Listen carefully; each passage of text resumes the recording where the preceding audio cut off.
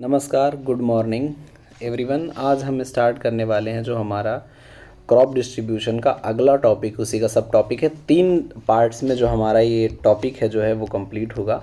ये आज हमारा इसका भाग 2 है। इसके बाद लास्ट हमारा इसका और एक वो आएगा। कल जो है हम आपके साथ जो है इसके बारे में जो हमारा एग्रीकल्चर ऑप्शनल का इकोलॉजी का सिलेबस है उसको डिस्कस करने वाले हैं।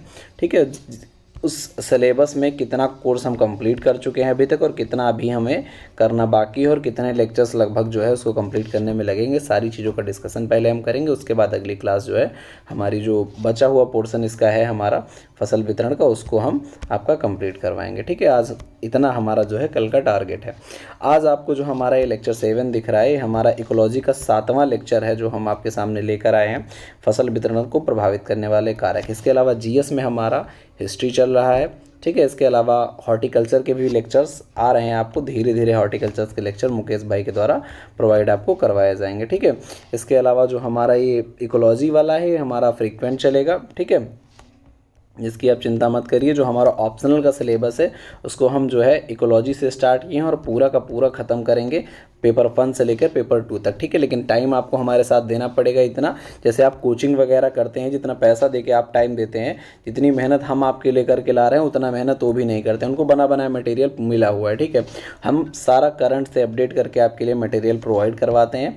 ठीक है, आप लोग जुड़िए, ज़्यादा से ज़्यादा लोगों को शेयर करिए, जिससे जो है हमारा भी मनोबल बढ़ता रहे। जितनी हम मेहनत करते हैं उसका हमको भी जो प्रतिफल मिलता रहा है। ठीक है, तो आज हमारा जो ये टॉपिक है ये हमारा जो है क्या है, फसल वितरण को प्रभावित करने वाले कारक। फसल, यहाँ सिर्फ क्रॉप डिस्ट्रीब्यूशन की बात नहीं है, सिलेबस हमारा क्या है, क्रॉप डिस्ट्रीब्यूशन और प्रोडक्शन को प्रभावित करने वाले कारक। ठीक है, क्रॉप डिस्ट्रीब्यूशन और प्रोडक्शन यानी हम उत्पादन को भी ध्यान में रख के जो है इनको कारकों को बता रहे हैं। ठीक है, ये जो कल हमने चार्ट समझा था उसी को आज एक्सप्लेन करना है एक एक चीज़ को। इसमें हमारा नेचुरल फैक्टर जो हमारा रेनफॉल, सॉयल और क्लाइमेट है ये हमारा। ठीक है, इसको आज हम पूरा एकदम एक लेक्चर आज इसी पे हमारा पूरा होने वाला है। इसके बाद बाकी सारे जो है ये हमारे एक लेक्चर में हो जाएंगे, बहुत छोटे छोटे हैं। ठीक है, सबसे बड़ा हमारा क्योंकि इसमें क्लाइमेट आ जाता है, क्लाइमेट में हमारा टेम्परेचर है, ये सारी चीज़ें काफ़ी बड़ी हो जाती हैं जो प्लांट को सबसे ज़्यादा इफेक्ट डालती हैं। सबसे इंपॉर्टेंट जो फैक्टर हैं वो यही हैं। ठीक है, तो आज हमारा यही होने वाला है जो हमारा क्या है, नेचुरल फैक्टर हैं। ठीक है, तो इसमें अगर हम बात करते हैं जो हमारे फिजिकल इन्वायरमेंट को प्रभावित करने वाले फिजिकल फैक्टर्स हैं, जो हमारे क्रॉप डिस्ट्रीब्यूशन को प्रभावित करने वाले हैं या प्रोडक्शन को प्रभावित करने वाले हैं, उसमें कौन कौन से आते हैं। पहला हमारा होता है क्लाइमेटिक रीजन, जिसमें हमारा हम पढ़ेंगे रेडिएशन पढ़ेंगे, टेम्परेचर पढ़ेंगे, प्रेसिपिटेशन पढ़ेंगे और इसके अलावा क्या पढ़ेंगे, विंड पढ़ेंगे। ठीक है, तो इसमें ये हमारे शुरू वाले 3 जो हैं आज हम कवर कर लेंगे। ठीक है, इसके अलावा विंड और ये बाकी बचे हुए हमारे जो इतने हैं ये सब जो है नेक्स्ट लेक्चर में हम आपको कवर करवा देंगे। ये सब छोटे छोटे हैं। ठीक है, मेन हमारे जो है कौन कौन से हैं, यही बड़े बड़े वाले ही हमारे क्या हैं, हमारे लिए मेन है, क्योंकि क्लाइमेटिक रीजन ही सबसे ज़्यादा इंपॉर्टेंट होता है। इसी पर अभी 2013 में जो है क्वेश्चन आया था यूपीएससी में ऑप्शनल में। ठीक है, आपको बताए थे कि हम जो प्रीवियस ईयर के क्वेश्चन पेपर हैं उनको भी हम साथ में लेकर आएंगे। ठीक है, तो क्या क्वेश्चन आया था, discuss the climatic parameters in the relation to the agro ecosystem, what are the major threat to the agro ecosystem. क्या जो है प्रभाव पड़ सकते हैं, बुरे प्रभाव क्या पड़ सकते हैं क्लाइमेटिक पैरामीटर्स के। ठीक है, तो आज इनको जो है पहले क्लाइमेटिक पैरामीटर्स को एक एक करके जानेंगे, उसके बाद उनका क्या बुरा प्रभाव जो है एग्रो इकोसिस्टम पे पड़ सकता है, ये आप अपने आप समझ में आपको आ जाएगा। ठीक है, एक एक चीज़ को एक्सप्लेन करेंगे आपको टॉपिक वाइज। ठीक है, चलिए स्टार्ट करते हैं आज का टॉपिक। ठीक है, तो आज हम क्या स्टार्ट करने वाले हैं, क्लाइमेट, जलवायु। इसमें मुख्यतः निम्नलिखित कारक जो है शस्य वितरण और उत्पादन को प्रभावित करते हैं। कौन कौन से, पहला हम इसमें बात करने वाले हैं सौर विकिरण। ठीक है, सौर विकिरण। ठीक है, ये हमारा जो पहला टॉपिक है हमारा क्या है, हमारा ये सोलर रेडिएशन। ठीक है, सोलर रेडिएशन। सोलर रेडिएशन की अगर बात करें, सौर विकिरण मुख्यतः पौधे के जीवन निर्वाह, सबसे पहले किसको, जीवन निर्वाह यानी जीवन जीने के लिए क्या ज़रूरत है, हमें सोलर एनर्जी की ज़रूरत पड़ती है, इसलिए हमें क्या है, सौर विकिरण की आवश्यकता होगी। दूसरा हमें क्या है, सीड जर्मिनेशन के लिए, लीफ एक्सपेंशन के लिए, मूल के विकास यानी क्या, रूट फॉर्मेशन के लिए, तनों के विकास यानी क्या, सूट ग्रोथ के लिए। ठीक है। इन सब के लिए क्या ज़रूरत होती है, तापीय ऊर्जा प्राप्त करने के लिए इन सब के लिए क्या ज़रूरत होती है, फ्लावरिंग के लिए, फ्रूटिंग के लिए, सबके लिए क्या ज़रूरत होती है, सौर विकिरण की। सोलर रेडिएशन हमारा कहाँ कहाँ काम आती है, सबसे पहले हमने आपको क्या बताया, जीवन निर्वाह के लिए, सीड जर्मिनेशन के लिए, लीफ एक्सपेंशन के लिए, जड़ के विकास के लिए, तने के विकास के लिए, तापीय ऊर्जा लेने के लिए, या फ्लावरिंग और फ्रूटिंग के लिए, सबके लिए क्या ज़रूरी है हमारा है, सोलर रेडिएशन ज़रूरी होता है। कैसे, लगभग 40 से 50% सौर विकिरण स्पेक्ट्रल रेंज पर गिरती है। कैसे, स्पेक्ट्रल रेंज क्या होती है, देखो आप लोग पढ़े होंगे, सब लोग यहाँ पर जितने भी हैं स्पेक्ट्रल रेंज पढ़े होंगे, विबग्योर का नाम सुने होंगे आपको, जो हमको आंखों से दिखाई देने वाली जो एनर्जी होती है, रेडिएशन होती है, वो क्या है, विबग्योर से हम लोग मापते हैं। क्या, विबग्योर पढ़े होंगे आप लोग सब लोग, क्योंकि ये तो बहुत ज़्यादा जो है हमारा 7th 8th का चैप्टर होता था, जिसमें हम लोग विबग्योर, या हिंदी में जो लोग पढ़ते थे वो पढ़ते थे बैनिया हापा नीला, जो भी पढ़ते थे, ठीक है। नहीं, ये बैंगनी और ये लाल हमारा, ठीक है, ये सब हम लोग पढ़ते थे। अब इसकी अगर हम बात करें विबग्योर की, तो ये हमारा क्या है, वैलेट होता है, इधर हमारा रेड होता है, ठीक है, वैलेट हमारा होता है, रेड होता है। इसके इधर अगर हम लोग बढ़ते हैं तो कहाँ जाएंगे, अल्ट्रा वैलेट पे जाएंगे, फिर कहाँ जाएंगे, एक्स रेज पे जाएंगे, फिर कहाँ जाएंगे, गामा रेज पे जाएंगे, फिर कहाँ जाएंगे हम, जो है ऐसे जो है एक्स रेज पे जाएंगे, गामा रेज पे जाएंगे, ठीक है। इधर अगर हम जाएंगे तो हमारा रेड है, रेड के बाद हम क्या करेंगे, इंफ्रारेड पे जाएंगे, फिर हम कहाँ जाएंगे, रेडियो वेव पे जाएंगे, रेडियो वेव के बाद कहाँ जाएंगे, मतलब माइक्रोवेव, फिर रेडियो वेव लास्टली, ठीक है। ऐसे जो हमारा क्या होता है, ये हमारा पूरा क्या है, रेडिएशन का वो होता है, जिसमें हमारा जो विबग्योर है ये हमारा क्या होता है, इसी पे सबसे ज़्यादा ये स्पेक्ट्रल रेंज होती है, इसी पे 40 से 50% जो है हमारा क्या होता है, सोलर विकिरण गिरती है, ठीक है। वेवलेंथ जो 380 से 780 nm तक की होती है, ये हमारा क्या होती है, वेवलेंथ जो है ये सबसे जरूरी होती है, किसके लिए, प्लांट के लिए। रेडिएशन को उसकी वेवलेंथ के आधार पर वर्गीकृत किया जाता है। रेडिएशन को हम क्या करते हैं, वेवलेंथ के आधार पर वर्गीकृत करते हैं। स्मॉल पैकेट्स के रूप में जो है क्या होता है हमारी, इसमें ही क्या होता है, स्मॉल पैकेट्स के रूप में फोटोन नाम से जो है एनर्जी पाई जाती है, ठीक है। अच्छा, एनर्जी किस फॉर्म में होती है, एनर्जी किस फॉर्म में होती है, फोटोन में, ठीक है। जो हमारा क्या है, फोटोन, ये क्या है, इनको बोलते हैं ऊर्जा के पाउच हैं, एक ये ऊर्जा के पाउच हैं जो रेडिएशन के साथ में लगे रहते हैं, जो हमारे जो है प्लांट तक पहुंचते हैं।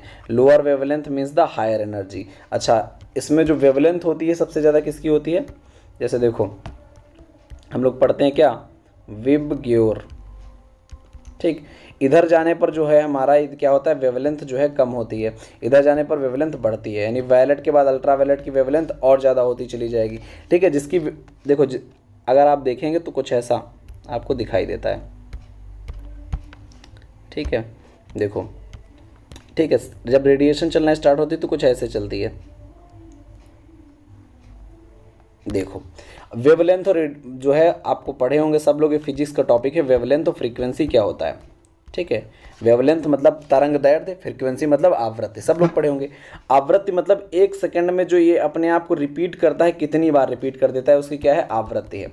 तो इधर आप देख रहे हैं आवृत्ति ज़्यादा तेज़ है, ठीक है, 1 सेकंड में कई बार रिपीट कर रहा है, इधर आवृत्ति कम होती जाती है। आवृत्ति और वेवलेंथ का जो है अपोजिट संबंध होता है, ठीक है, क्या है, इनवर्स इफेक्ट होता है, ठीक है। नहीं, अगर फ्रीक्वेंसी ज़्यादा होगी तो वेवलेंथ क्या होगी, कम होगी। तो इधर हमारी क्या है, फ्रीक्वेंसी ज़्यादा, इसका मतलब वेवलेंथ इधर क्या होगी, हमारी कम होगी, और इधर हमारी क्या है, फ्रीक्वेंसी कम है, तो इधर वेवलेंथ हमारी क्या होगी, ज़्यादा होगी, ठीक है। ये हमारा क्रम जो है इसे चलता है। तो जहाँ पर वेवलेंथ कम होती है वहाँ पर एनर्जी भी ज़्यादा होती है और फ्रीक्वेंसी भी। जिसकी फ्रीक्वेंसी ज़्यादा मतलब उसकी क्या होगी, एनर्जी ज़्यादा। फ्रीक्वेंसी और एनर्जी जो है समानुपाती हैं, ठीक है। ये बात आपको अपने मन में ध्यान रखनी है। ये अब बात करते हैं अल्ट्रा वायलेट बीटा रेडिएशन, जो हमारी ज़्यादातर ज़मीन पर पहुंच जाती है। 280 से 320 nm तक इसकी जो है क्या होती है, वेवलेंथ होती है। वेवलेंथ इसकी कम होती है, इसका मतलब क्या होगा, वेवलेंथ इसकी कम है, इसका मतलब एनर्जी ये ज़्यादा देगी। एनर्जी ये ज़्यादा देती है, इसके फसल पर बहुत सारे वृद्धि पर प्रभाव पड़ते हैं, नुकसानदायक होती है। अल्ट्रा वायलेट बी रेडिएशन कैसे नुकसानदायक होती है, कपास की जो हमारी होती है सीडलिंग, कॉटन की जो सीडलिंग होती है, इसमें जो बीजपत्र होते हैं उनमें हो जाती है एक बीमारी जिसे हम लोग कहते हैं bronzing. Bronzing in the cotton seedling किसके कारण होती है, ये होती है किसके कारण, अल्ट्रा वायलेट बी रेडिएशन के द्वारा, ठीक है। सोयाबीन और मूंगफली में पौधे की हाइट जो होती है वो कम रह जाती है, फ्रेश वेट और ड्राई वेट भी कम रह जाता है। ये सब हमारा किसके कारण होता है, अल्ट्रा वायलेट बी रेडिएशन के द्वारा। क्लोरोफिल में कमी आ जाती है, क्लोरोफिल में हमारी कमी आ जाती है, जिससे क्या होता है, जिससे हमारा क्लोरोफिल में अगर कमी आएगी तो क्या होगा, फोटोसिंथेसिस कम हो जाएगा। फोटोसिंथेसिस जब हमारा कम हो जाएगा, फोटोसिंथेसिस जब हमारा कम हो जाएगा, ये हमारा होता किस में है, C3 में ज़्यादा होता है, अगर अल्ट्रावायलेट बी हल्का सा भी पहुंची तो C3 में ज़्यादा प्रभाव पड़ेगा C4 की अपेक्षा। आप C3 C4 में कौन कौन से प्लांट आते हैं, C3 में हमारे जो आते हैं, जो ज़्यादातर पतली पत्ती वाले जो हमारे होते हैं वो C3 में आते हैं, जैसे गेहूँ है, जैसे धान है, ये सब किस में आते हैं C3 में। जबकि C4 में मिलेट्स आते हैं, मिलेट्स मतलब गन्ना है, ठीक है, इसके अलावा क्या है, मक्का है, इसके अलावा क्या है, बाजरा है, ये सब किस में आते हैं, हमारे सब C4 में आते हैं, ठीक है। इसके अलावा सोयाबीन में प्रकाश संश्लेषण की प्रकाश अभिक्रिया में कमी आती है। जई और सोयाबीन में प्रकाश संश्लेषण में प्रकाश अभिक्रिया की कमी होती है, ठीक है। जो हमारा जई और सोयाबीन है इसमें क्या होता है, जो लाइट रिएक्शन होती है, फोटोसिंथेसिस की लाइट रिएक्शन। फोटोसिंथेसिस दो प्रकार से होती है, देखो फोटोसिंथेसिस में एक होती है लाइट रिएक्शन, एक होती है क्या, डार्क रिएक्शन। लाइट रिएक्शन जो होती है ग्रेना पार्ट में होती है, डार्क रिएक्शन कहाँ होती है, स्ट्रोमा पार्ट में होती है। लाइट रिएक्शन जो होती है वो कम हो जाती है अगर अल्ट्रावायलेट बी रेडिएशन होती है तो, ठीक है। अल्ट्रावायलेट बी अगर 72 घंटे से ज़्यादा क्लोरोप्लास्ट की डबल मेम्ब्रेन पर पड़ती रहे, अगर जो क्लोरोप्लास्ट होता है, देखो ये क्लोरोप्लास्ट होता है, क्लोरोप्लास्ट क्या होता है, डबल मेम्ब्रेन होता है, ठीक। इसमें पाया जाता है क्या, छोटे छोटे ऐसे सिक्के जैसी संरचना पाई जाती है। सेल जब आपको पढ़ाएंगे सेकंड पेपर में तो ये सब चीज़ें आपको पढ़ाएंगे, ठीक है। ऐसे ऐसे संरचना पाई जाती है। इन जो सिक्कों जैसी संरचना है इसी को हम बोलते हैं ग्रेना, ठीक है। ध्यान देना, ये थोड़ा सेकंड पेपर का पार्ट है लेकिन आपको यही कवर थोड़ा सा करवा दे रहे हैं ताकि आपको उधर जो है दिक्कत नहीं होगी। इधर क्या है, स्ट्रोमा, ठीक है। ग्रेना और स्ट्रोमा ये हमारे हैं, ठीक है। ये टोटल हमारा क्या है, क्लोरोप्लास्ट का चित्र होता है। इसमें कुछ आरएनए, कुछ डीएनए, सब छोटी छोटी चीज़ें पाई जाती हैं, मैट्रिक्स ऐसे ऐसे भरा रहता है, ये सब चीज़ें बात की हैं, ठीक है। लेकिन हमारा मेन इंपॉर्टेंट क्या है इसमें, ग्रेना और स्ट्रोमा। ग्रेना जो ऊर्जा के सिक्के जैसे आपको दिख रहे हैं, ये ऊर्जा के सिक्के क्या होते हैं, ऊर्जा के सिक्के ही होते हैं, एटीपी इसमें बनी रहती है, ठीक है। ग्रेना क्या होता है, हमारा लाइट रिएक्शन जो हमारी फोटोसिंथेसिस की होती है वो यहीं संपन्न होती है। और डार्क रिएक्शन कहाँ होती है, जो खाली पार्ट दिख रहा है सादा वाला स्ट्रोमा, यहाँ जो हमारी क्या होती है, डार्क रिएक्शन होती है, ठीक है। अब ये जो हमारा क्या बता रहा है कि जो डबल मेम्ब्रेन पाई जा रही थी, इसके ऊपर जो डबल मेम्ब्रेन पाई जाती है, ये डबल मेम्ब्रेन क्या हो जाएगी, रैप्चर हो जाती है, टूट जाती है। जब डबल मेम्ब्रेन टूट जाती है तो इसके अंदर कुछ फ्लूइड भरा रहता है, जिसे बोलते हैं क्या, वेसल्स। वेसल्स मतलब फ्लूइड होता है, तो इसके अंदर क्या होता है, वेसल्स जो होता है वो भरा रहता है। ये कहाँ पहुँच जाता है, स्ट्रोमा में पहुँच जाता है। जो हमारा क्या है, जो हमारा इसके बीच में दोनों मेम्ब्रेन के बीच में वेसल्स भर, यहाँ पर क्या होता है, वेसल्स भरे होते हैं, ये हमारे कहाँ पहुँच जाते हैं, स्ट्रोमा में, यानी खाली स्थान पे पहुँच जाते हैं। ये हमारा कब होता है, अगर अल्ट्रावायलेट बी रेडिएशन जो है 72 घंटे से ज़्यादा पड़ती रहे। ये बुरे प्रभाव हैं किसके, अल्ट्रावायलेट बी रेडिएशन के। क्या क्या समझ में आया अभी तक। कपास की सीडलिंग में क्या हो जाता है, ब्रॉन्जिंग। सोयाबीन और मूंगफली में क्या हो जाता है, हाइट कम हो जाती है, फ्रेश वेट कम हो जाता है, ड्राई वेट भी कम हो जाता है। क्लोरोफिल की प्लांट में कमी हो जाती है, C3 में ज़्यादा प्रभाव डालता है, C4 में कम प्रभाव डालता है। जई और सोयाबीन पे प्रकाश संश्लेषण की प्रकाश अभिक्रिया यानी लाइट रिएक्शन कम हो जाती है। अल्ट्रावायलेट बी रेडिएशन अगर 72 घंटे से ज़्यादा पड़ी रहे तो क्या होता है, यहाँ तक कि क्लोरोप्लास्ट की जो डबल मेम्ब्रेन है वो रैप्चर कर जाती है, जिससे क्या होता है, जो स्मॉल वेसल्स हैं स्ट्रोमा में पहुंच जाते हैं। थोड़ा टिपिकल पार्ट है, आराम आराम से आप समझिए, आराम आराम से हम समझाएंगे, ठीक है। जहां ना समझ में आया आप कमेंट सेक्शन में पूछ सकते हैं, हम हर चीज़ की जानकारी आपको डिटेल में दोबारा दे देंगे, ठीक है। या फिर नेक्स्ट लेक्चर में आपको वहीं प्रोवाइड करवा देंगे। आपके पास कमेंट सेक्शन खुला रहता है, कमेंट करते रहिए, बताते रहिए हमको आपको कैसा लेक्चर लगा है। जहाँ भी दिक्कत हो उसको भी बताते रहिए, ठीक है। पौधे की कुछ प्रक्रियाएं जहाँ सौर विकिरण का प्रभाव, ठीक है। सबसे पहले क्या होता है, फोटो एनर्जेटिक। सौर विकिरण के प्रभाव की बात करें तो फोटो एनर्जेटिक। फोटो मतलब क्या है, लाइट से मतलब है, एनर्जी मतलब एनर्जेटिक मतलब एनर्जी से रिलेशन है। मतलब समस्त उपापचयी क्रियाओं को जो ऊर्जा की आवश्यकता होती है वो कहाँ से मिलती है, हमको सौर विकिरण से मिलती है। ऊर्जा की आवश्यकता होती है फोटोन के रूप में कहाँ से मिलती है, सौर विकिरण से हमको मिलती है। फोटोसिंथेसिस को जैसे जैसे क्रियाओं की बात किया जाए, जैसे फोटोसिंथेसिस को कितनी ऊर्जा चाहिए, 400 से 700 nm वाली सौर विकिरण चाहिए होती है, वेवलेंथ वाली, ठीक है। तो इसमें फोटोसिंथेसिस हमारी ग्रो करेगी, 400 से कम वाली हो रही है, 700 से ज़्यादा वाली हो रही है तो हमारे लिए दिक्कत होती है फोटोसिंथेसिस होने में। इसलिए क्या हमें चाहिए, फोटो एनर्जेटिक्स। सौर विकिरण की आवश्यकता हमें किसके लिए है, फोटोसिंथेसिस के लिए है।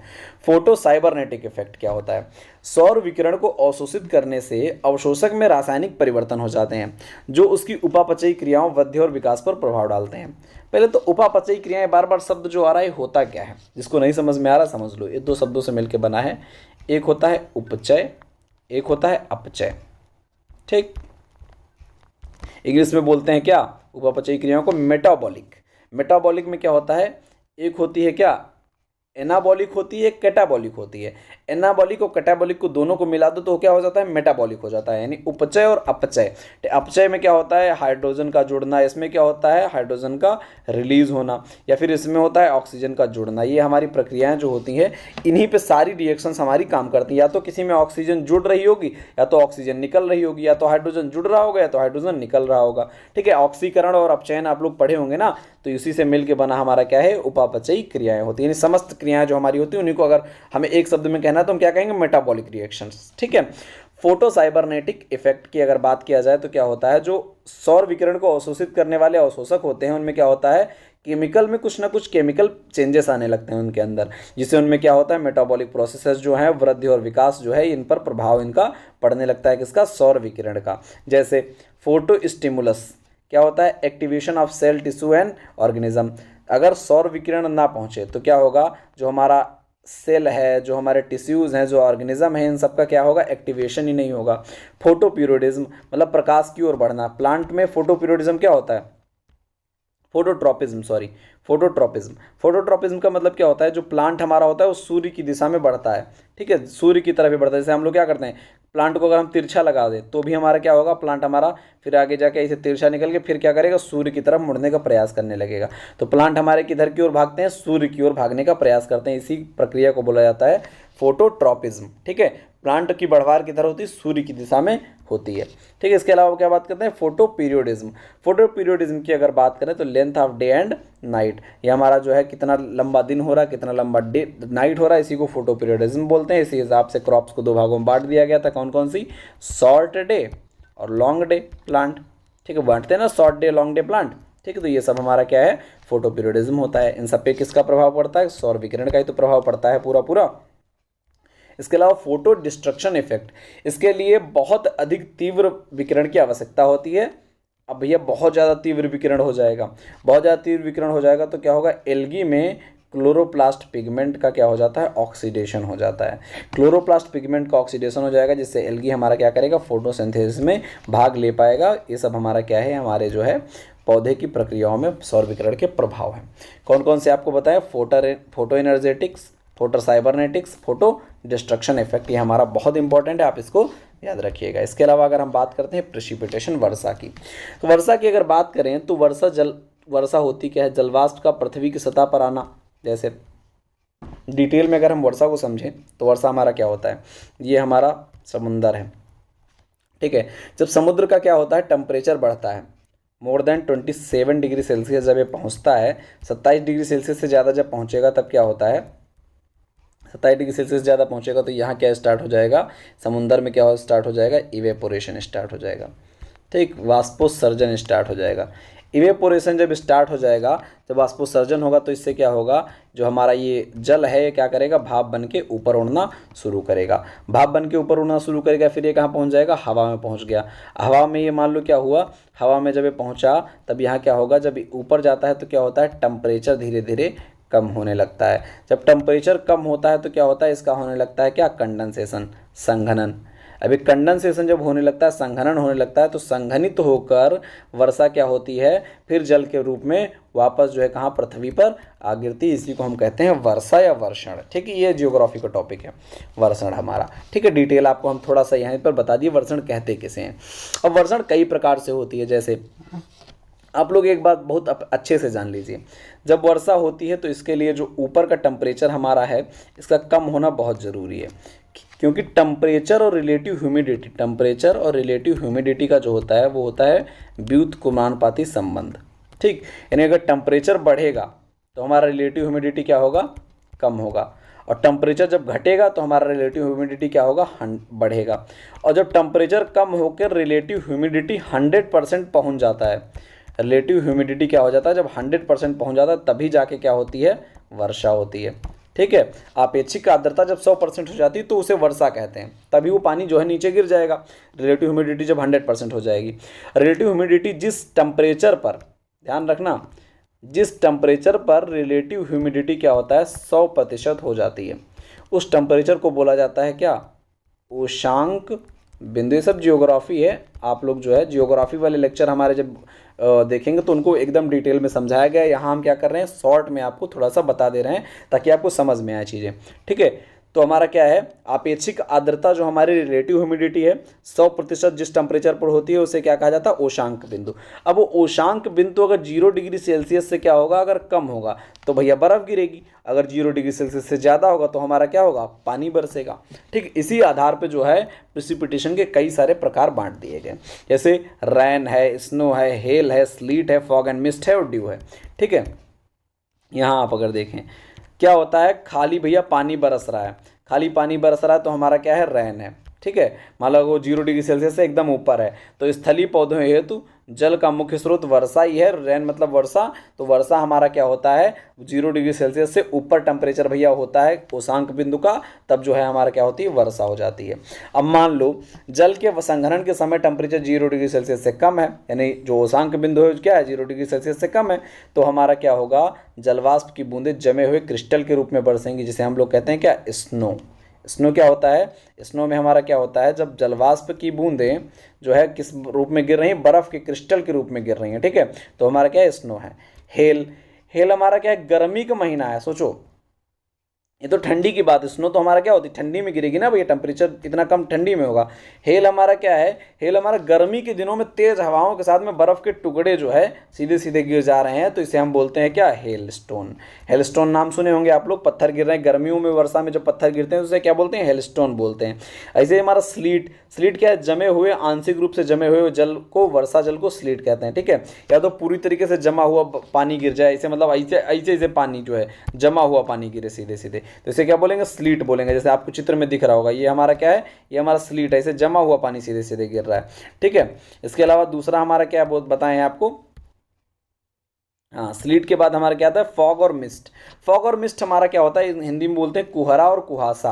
मान लो पृथ्वी के समीप में टेम्परेचर बहुत कम हो जाए तो यहाँ की जो हवाएं चलती हैं, ये हवाओं में क्या होगा, धुंध जैसा पैदा हो जाता है, किसकी वजह से, हमारा संघनन की वजह से। इसे हम यार फॉग या मिस्ट बोलते हैं। फॉग और मिस्ट में सिर्फ छोटा सा अंतर है, किसका, ड्रॉपलेट साइज का अंतर है। ठीक है, बाकी सेम चीज़ है।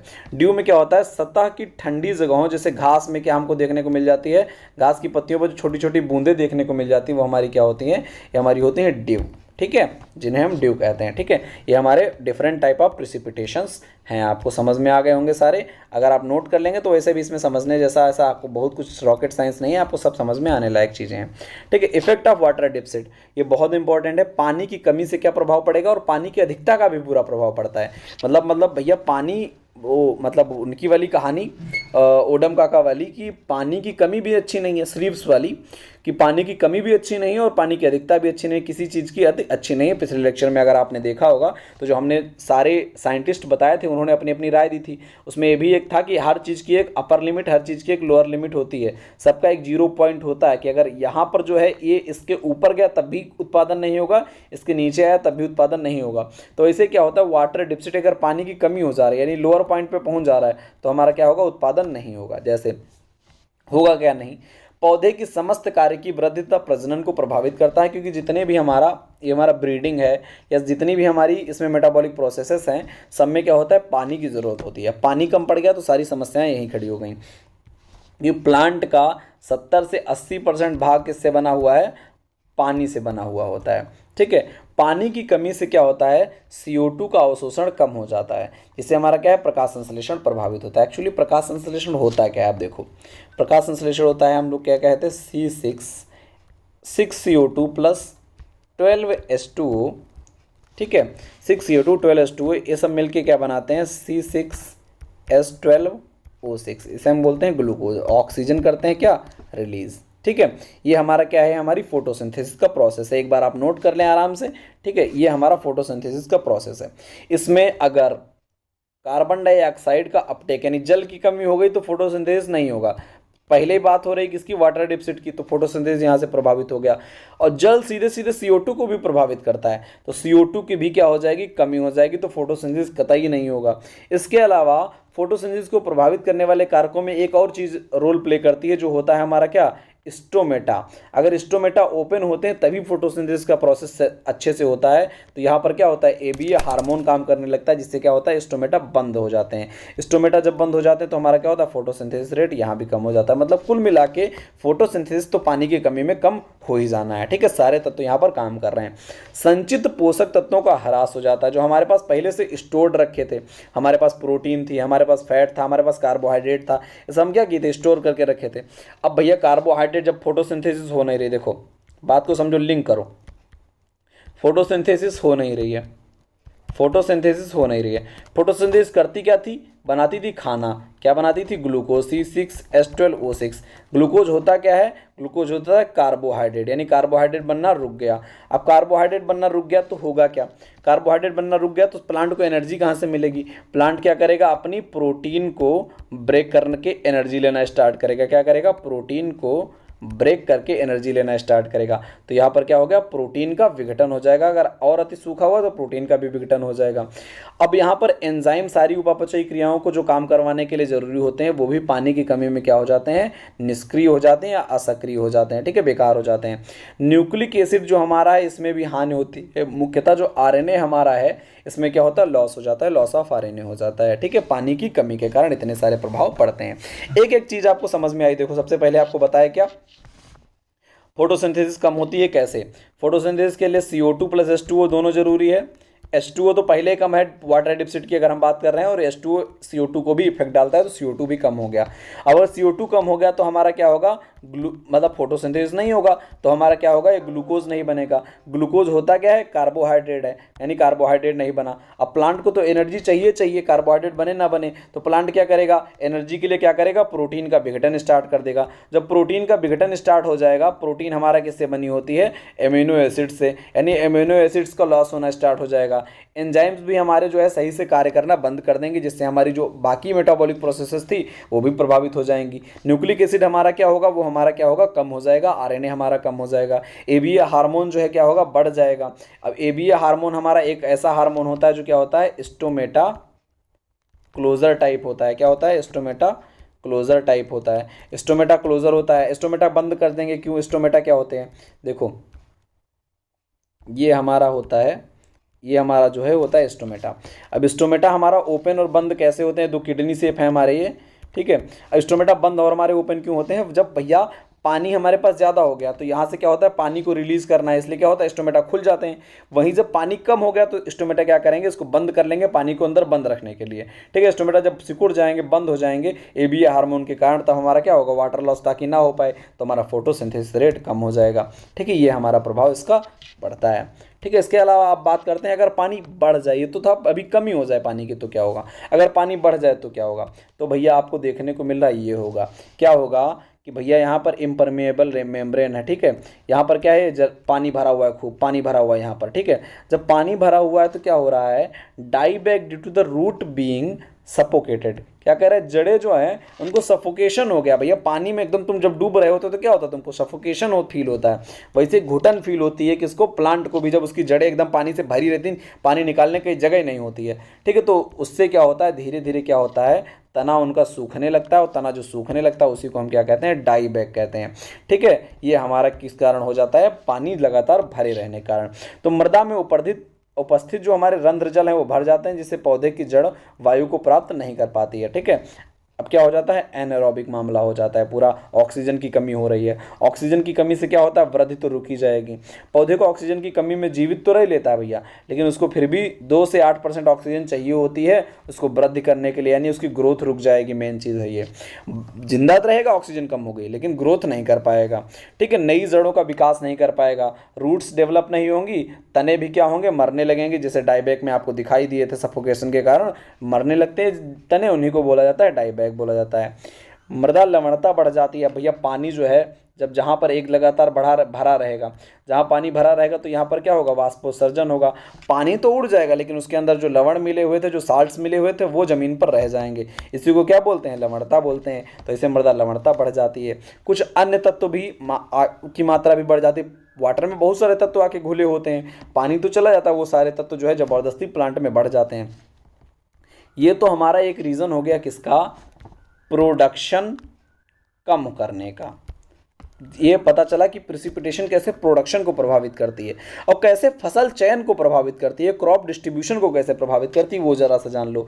जैसे औसत तापमान वृद्धि के, ये नोट में हमारा जो लिखा हुआ है, औसत तापमान वृद्धि के साथ जलमांग में वृद्धि होती है। देखो टेम्परेचर बढ़ेगा भैया, तुम्हारी अपनी बात लेके चलो, अगर गर्मी ज़्यादा लगती है, तुम पानी ज़्यादा मांगते हो, तो वैसे पौधे भी होते हैं, उनको भी ज़्यादा गर्मी लगेगी, वो भी पानी ज़्यादा मांगेंगे।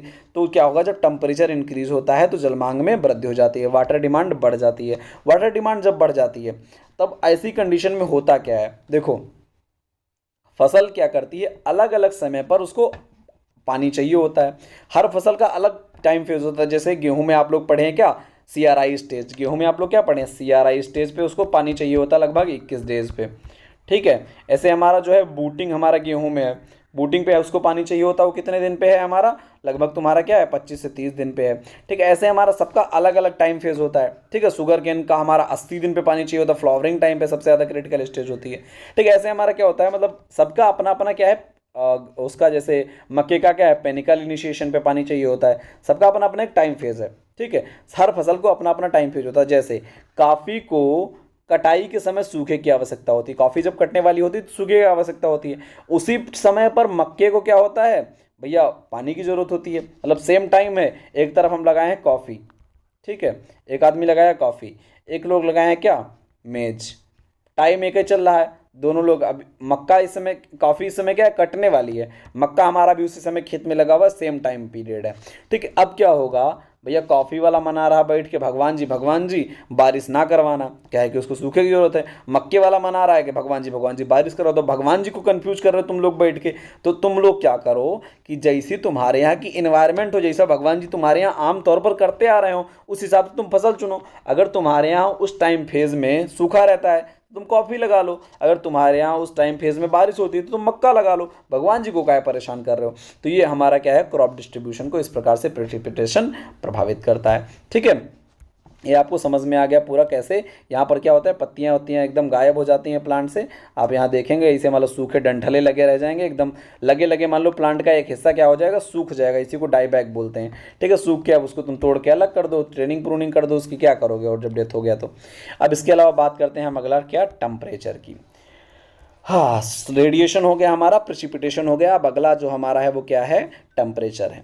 भैया पौधे 6 डिग्री सेल्सियस से कम ताप में कोई भी प्रोडक्शन नहीं करेंगे। ठीक है, और अत्यधिक ताप पे भी प्रोडक्शन नहीं करेंगे। भैया हर चीज़ का क्या है, हम लोग पढ़े हैं 6 डिग्री सेल्सियस से कम ताप पे अच्छे से काम नहीं कर पाते हैं। एक हाई टेम्परेचर का 100 डिग्री सेल्सियस पे क्या पौधे काम कर पाएंगे, कतई नहीं कर पाएंगे। तो हर चीज़ की क्या है, एक लिमिट फैक्टर है, लिमिटिंग फैक्टर है।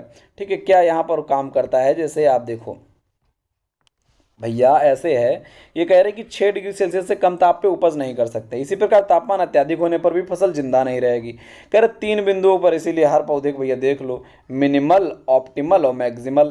कहा कि भैया 3 कार्डिनल स्टेजेस होती हैं। देखो एक तो रख लेते हैं मिनिमम, कि इससे कम पे हमारा काम नहीं करेगा। जैसे 6 डिग्री सेल्सियस इन्होंने बताया मिनिमम किसी का, इन्होंने कहा कि चलो 30 डिग्री सेल्सियस तक तो पैदा कर लेंगे। इन्होंने कहा कि ऑप्टिमल हमारा होना चाहिए लगभग 20 से 25 पे, बहुत बढ़िया काम कर रहे हैं। ठीक है, तो ये हमारा क्या हो गया, मैक्सिमम 30 से ऊपर ना जाए, 6 से नीचे ना जाए, और 20 से 25 पे सबसे अच्छी बेस्ट प्रोडक्शन हो रहा है। ठीक है, तो 3 स्टेजेस में इन्होंने कहा बांट के देख लिया जाए हर प्लांट को। इन्होंने कहा कि लेकिन ये ऐसा है कि हर फसल के लिए तो अलग अलग ही होता है। कोई भैया जैसे अब अगर हम बात करें सेब की, तो सेब का जो मैक्सिमल होगा वही जो है 7, 8, 10 तक होगा। ठीक है, और मिनिमम उसका माइनस में होगा। वहीं अगर हम बात करें किसकी, गेहूं की बात करें, धान की बात करें, तो इनका जो मिनिमम होगा वो क्या 6-7 मतलब होगा, इनका मिनिमम जो है 10-15 होगा। ठीक है, और मैक्सिमम हमारा क्या होगा 30 तक जाएगा। ठीक है, ये हमारा क्या होगा, अब बीच का 20-25 लगभग हो जाएगा। तो ये हमारा क्या है, हर क्रॉप के लिए अलग अलग होता है। ठीक है, तापमान कम या ज़्यादा होकर जो है पौधे की समस्त उपापचयी क्रियाओं को प्रभावित कर देता है। भैया टेम्परेचर हाई हो गया तभी मेटाबॉलिक एक्टिविटीज़ पे प्रभाव पड़ेगा, लो हो गया तभी मेटाबॉलिक एक्टिविटीज़ पे प्रभाव पड़ेगा। साथ ही ये एंजाइम एक्टिवेशन को भी प्रभावित करता है। बहुत ज़्यादा हाई टेम्परेचर, बहुत ज़्यादा लो टेम्परेचर में एंजाइम क्या करते हैं, काम नहीं कर पाते हैं। ठीक है, ताप रासायनिक क्रियाएं जैसे मिनरल अब्जॉर्प्शन है, वाटर अपटेक है, इन सबको भी प्रभावित करता है। केमिकल रिएक्शंस को प्रभावित करता है, मिनरल अब्जॉर्प्शन को प्रभावित करता है, वाटर अपटेक को प्रभावित करता है टेम्परेचर। सिंपल सी बात, हर चीज़ को प्रभावित करेगा। विस्कोसिटी का ताप से व्युत्क्रमानुपाती संबंध होता है। देखो ये होती है विस्कोसिटी। विस्कोसिटी का क्या होता है, टेम्परेचर से होता है व्युत्क्रमानुपाती संबंध। ठीक है, यानी विस्कोसिटी बढ़ेगी तो टेम्परेचर घटेगा तो विस्कोसिटी बढ़ेगी। ठीक है, अब विस्कोसिटी होती क्या है? विस्कोसिटी होती है रंध्रावकाश। विस्कोसिटी मतलब रंध्रावकाश। रंध्रावकाश सॉइल में जब कम हो जाएंगे, यानी टेम्परेचर बढ़ेगा तो रंध्रावकाश कह रहा कम हो जाएंगे। रंध्रावकाश जब कम हो जाएंगे तो क्या होगा? सॉइल पार्टिकल्स आपस में आएंगे पास पास। सॉइल पार्टिकल्स क्या करेंगे? एकदम भैया जब पास पास आएंगे तो टाइटली बॉन्ड बना लेंगे। अब टाइटली बॉन्ड बना लेंगे, टेम्परेचर कम हुआ तो क्या हुआ? देखो टेम्परेचर कम हुआ, ठीक, तो विस्कोसिटी बढ़ गई। विस्कोसिटी बढ़ गई तो क्या हुआ? बॉन्ड बना लिए टाइटली। कौन से? जो है मतलब क्या हुआ? जितने सॉइल पार्टिकल्स थे वो टाइटली बॉन्ड बना लिए। जब टाइटली बॉन्ड बना लिए तो क्या हो गया? अब भैया मिट्टी एकदम कैसी हो गई? सघन, ऐसे एकदम भैया ठोस हो गई। अब इतना टाइटली बॉन्ड ये सब बना लिया आपस में कि पानी तो यहाँ से जा ही नहीं पाएगा, और पानी बहुत मुश्किल से फिर प्लांट अवशोषित कर पाएगा। दिक्कत हो गई भैया ये तो। टेम्परेचर कम होने से ये भी नुकसान है। तो वहीं टेम्परेचर बहुत ज़्यादा बढ़ गया तो इससे क्या होगा? रेस्पिरेशन और फोटोसिंथेसिस असंतुलित हो जाएगा। कभी कभी तापमान अधिक बढ़ने से क्या होता है? प्रोटोप्लास्ट की डेथ भी हो जाती है। जो हमारा प्रोटोप्लाज्म है उसकी डेथ हो जाती है भैया बहुत हाई टेम्परेचर के कारण। ठीक है, अब इसमें हम लोग क्या देखो, बहुत सारे और बहुत कम होने पर भी डेथ हो जाती है। क्या हो जाता है? जम जाता है प्रोटोप्लाज्म। इसे हम लोग क्या बोलते हैं? Chilling injury. प्लांट में आप लोग सब लोग सुने होंगे चिलिंग इंजरी। इसी के अलावा एक दूसरा शब्द और पढ़ेंगे होंगे, फ्रीजिंग इंजरी। ठीक है, हीटिंग इंजरी। तो बहुत टेम्परेचर बढ़ जाएगा तो हीटिंग इंजरी। ठीक है, अगर बहुत टेम्परेचर उससे भी कम हो गया तो हमारा फ्रीजिंग इंजरी। और चिलिंग इंजरी हमारा एकदम मतलब फ्रीजिंग इंजरी इतना कि भैया प्रोटोप्लाज्म बन जाए बर्फ, जो अंदर द्रव था वो ठोस में बदल जाए। तो हमारा क्या होता है? इससे भी हमारा क्या होता है? प्रोटोप्लाज्म की डेथ हो जाती है। अब ऐसे भैया सेल जब डेथ कर जाएगी तो बहुत दिक्कत हो जाती है। तो ये हमारे जो है 3 फैक्टर्स जो हमारे सबसे बड़े बड़े आज के थे ये हमने कवर करवा दिए। लेक्चर को ज़रा ध्यान से देखिएगा, काहे कि बहुत इंपॉर्टेंट टॉपिक है ये। तो आपको इससे पता चल जाएगा कि आपके सामने जो है यूपीएससी मेंस का, यूपीएससी ऑप्शनल का जो एग्रीकल्चर का है 2013 का क्वेश्चन आपके सामने रखा हुआ है। क्लाइमेटिक पैरामीटर्स का जो हमारा इकोसिस्टम पे क्या प्रभाव पड़ता है, किस पे? एग्रो इकोसिस्टम पे, यानी एग्रीकल्चर पे क्या प्रभाव पड़ता है। अगर आप देखें तो कृषि के जो हमारा इकोसिस्टम है यानी पारिस्थितिकी है, उस पारिस्थितिक तंत्र है, उस पर क्या प्रभाव पड़ता है। ठीक है, उसके क्या क्या नुकसान हमारे जो है हो सकते हैं एग्रो इकोसिस्टम में। ठीक है, तो ये हमारा जो है आज का सबसे इम्पोर्टेंट टॉपिक था। ठीक है, कैसा लगा आपको ज़रूर बताइएगा। नेक्स्ट वीडियो जो आपका आने वाला है बहुत ज़्यादा इंटरेस्टिंग है, ज़रूर देखिएगा। इसी का अगला पार्ट जो हमारा है उसमें आपके सामने जो है जो बचे हुए फैक्टर्स बचे हैं आपके सामने ये वाले, इन सबको कवर किया जाएगा। जैसे हमारा क्या बचा है अभी? विंड जो है अगला हमारा बचा है, विंड होना है। इसके बाद विंड के बाद हमारा क्या होगा? सॉइल कैरेक्टर्स होने वाले हैं। सॉइल कैरेक्टर्स के बाद आपका टोपोग्राफी, बायोटिक और फायर हमारा ये सब जो है होने वाले हैं। इसके अलावा इसी बाद में हम फिजिकल के साथ में हम क्या करवा देंगे? सोशल भी करवा देंगे। सोशल में हमारे कौन कौन से हैं आप यहाँ से देख लीजिए। सोशल में हमारे कौन कौन से हैं? सोशल में आपकी गवर्नमेंट की पॉलिसीज़ का क्या इम्पैक्ट पड़ता है, एमएसपीज़ का क्या इम्पैक्ट पड़ता है, टैक्स और सब्सिडीज़ का क्या इम्पैक्ट पड़ता है। ठीक है, इकोनॉमी का क्या इम्पैक्ट पड़ता है। ठीक है, कस्टम, ट्रेडिशन और जो हमारा क्या है सोशल एनवायरनमेंट का क्या इफेक्ट पड़ता है, ये सारे एक ही पार्ट में आपके नेक्स्ट वीडियो में कवर करवा दिए जाएंगे। ठीक है, ये बहुत हैवी नहीं है, क्वेश्चन यहाँ से आता नहीं है। क्वेश्चन हमारा क्लाइमेटिक से ही अभी तक पूछा गया है, जितनी बार भी पूछा गया है। इसके बाद जब हमारा ये फिजिकल और सोशल एनवायरनमेंट हमारा एकदम ख़त्म हो जाएगा तो इसके बाद जो हम क्या करेंगे आपके लिए लेके आएंगे, क्या हमारा जो सिलेबस है उसका डिस्कशन लेके आएंगे। जिसके बाद आपको सिलेबस आपको दिखाया जाएगा एक बार। सिलेबस आप सब कुछ याद करना बहुत ज़रूरी है। अब जब तक आप सिलेबस ही नहीं जानेंगे तब तक आप जानेंगे कैसे कि आपके लिए क्या रिलेवेंट है पढ़ना और क्या बेकार है। ठीक है, हम तो पढ़ाते जा रहे हैं, आपको यही नहीं पता कि हम सही पढ़ा रहे हैं गलत पढ़ा रहे हैं, वो आना एग्जाम में है कि नहीं आना है। इसी के लिए हम आपके लिए क्वेश्चंस ले आते हैं ताकि आपको थोड़ा सा विश्वास तो बना रहे हमारे ऊपर कि हाँ हम पढ़ा रहे हैं तो मतलब कुछ भी नहीं पढ़ा रहे हैं। ठीक है, जो आया हुआ है पेपर्स में आप 10 साल के पिछले पूरे इकोलॉजी के क्वेश्चंस जो है जब हम आपको कंप्लीट करने पढ़ा के तो 10 साल के क्वेश्चंस आप देख लीजिएगा। अगर एक भी क्वेश्चन नोट से बाहर हो जाए तो जो है वहाँ से दिक्कतें आपको होनी चाहिए। ठीक है, अगर आपको बाहर लगता है कहीं भी कोई भी क्वेश्चन हो सकता है हमारी नज़र से छूटा हुआ हो, बाहर हो गया हो, तो आप बता दीजिए, उस पर भी हम लेक्चर आपके सामने ले आएंगे जब हमारी क्लास कंप्लीट हो जाती है इकोलॉजी की दूसरी सब्जेक्ट की ओर हम जब मूव करते हैं तब। ठीक है, चलिए इतना आपके लिए बता देते हैं। आके आप जो है आपको लास्टली जो हमारा सबसे लास्ट क्लास इकोलॉजी का होगा उसमें आपको क्या करेंगे, सारे क्वेश्चंस जो हमारे हैं जो अभी तक आए हुए, ठीक है 10 सालों के, उन सबको जो है इकोलॉजी के जितने क्वेश्चंस होंगे उन सबको निकाल के आपके सामने दे दिया जाएगा आपको, जिससे जो है आप उसको देख सकें कि कोई क्वेश्चन आपका उसमें से ना हल हो पा रहा हो तो हमें बताइए, हम आपको जो है उसके लिए सोल्यूशन करेंगे, आपका जो है हेल्प करेंगे। ठीक है, अब दोस्तों को शेयर जरूर कर दें भैया, बहुत मेहनत लग रही है हमको ये वीडियो बनाने के लिए, रात में जग के आपके लिए वीडियो बना रहा है ताकि आप सुबह इस वीडियो को देख पाएँ। ठीक है, चलिए धन्यवाद, शुभ दिन।